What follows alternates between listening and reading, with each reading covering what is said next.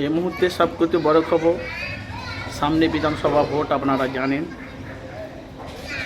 তৃণমূলের প্রার্থী কাসেম সিদ্দিকীকে আমডাঙ্গাই করেছে মমতার ভাইপো অভিষেক ব্যানার্জি। তার সাথে সাথে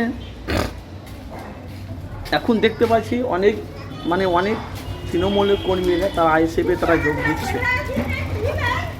আবার আইএসএফ থেকে তৃণমূলে একাধিক আইএসএফের যারা বড় বড় লিডার, যারা নেতা ছিল আইএসএফে, যারা যুক্ত ছিল, তারা কিন্তু আস্তে আস্তে তারা কিন্তু তৃণমূলে যোগ দিচ্ছে। এই কারণে বাংলার অনেক মানুষ বলছে 2026-এ বিধানসভা ভোটে আইএসএফ বাংলায় থাকবে না, অস্তিত্ব মিটে যাবে। তার সাথে সাথে এটাও আমরা দেখতে পাচ্ছি যে কাসেম সিদ্দিকী বলেছে 2021 থেকে 2025 পর্যন্ত ভাঙর। যবে থেকে আমাকে মুখ্যমন্ত্রী, যবে থেকে আমাকে আমডাঙ্গায় প্রার্থী করেছি, তবে থেকে ভাঙরের নামটা মুছে গেছে। এখন আমডাঙ্গা নিয়েই বাংলার মানুষ ব্যস্ত। এটাও বলেছে 2026-এ বিধানসভা ভোটে আইএসএফের অস্তিত্বকে বাংলা থেকে মিটিয়ে দেবো। তার সাথে সাথে এখন আমরা দেখতে পাচ্ছি 2026-এ বিধানসভা ভোটের আগে দেখতে পাচ্ছি তৃণমূল ছেড়ে সব আইএসএফে যোগ দিচ্ছে। সে ব্যানার আপনারা দেখতে পাচ্ছেন। কেন আপনারা জানেন আমি সবসময় মানুষের কাছে আমি সত্যটাই প্রকাশ করি। এই কারণে যে বাংলায় যেভাবে দুর্নীতি হচ্ছে, এই দুর্নীতিকে কেউ বন্ধ করতে পারে, তার নাম হলো নওশাদ সিদ্দিকী। বাংলার মানুষ বলছে, অনেক মানুষ বলছে বিজেপির সাথে তৃণমূল জোট আছে, আর অনেক মানুষ বলছে তৃণমূলকে, বিজেপিকে কেউ যদি পরাস্ত করতে পারে বাংলা থেকে, তার নাম হলো দিদি মমতা, তৃণমূল।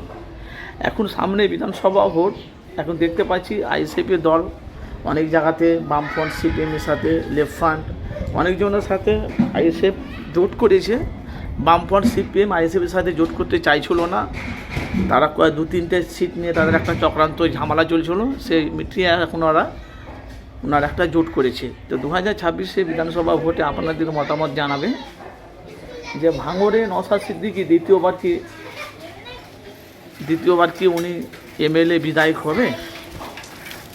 তার সাথে সাথে যে এই যে 2026 বিধানসভা ভোট, আমডাঙ্গাতে কাসেম সিদ্দিকী বলেছে যে আমি 11টা বুথে 11টা জায়গায় আমি অ্যাম্বুলেন্স দেবো, পুরো আমডাঙ্গাটাকে পুরো আমি আলোকিত ভরে দেবো, আর বাংলা থেকে ভাঙরের নামটা আমি মুছে দেবো আইএসএফের দলের।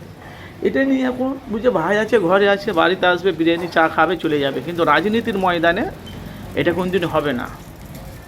আবার বলছে আইএসএফের বিটি হলো নওশাদ। এই নিয়ে এখন চক্রান্ত চলছে। আপনাদের মূল্যবান মতামত জানাবে। তাহলে তৃণমূল ছেড়ে সব আইএসএফে কেনে যোগ দিচ্ছে। বন্ধুরা আপনাদের মতামত জানাবে 2026-এ আপনারা কাকে চাইছেন।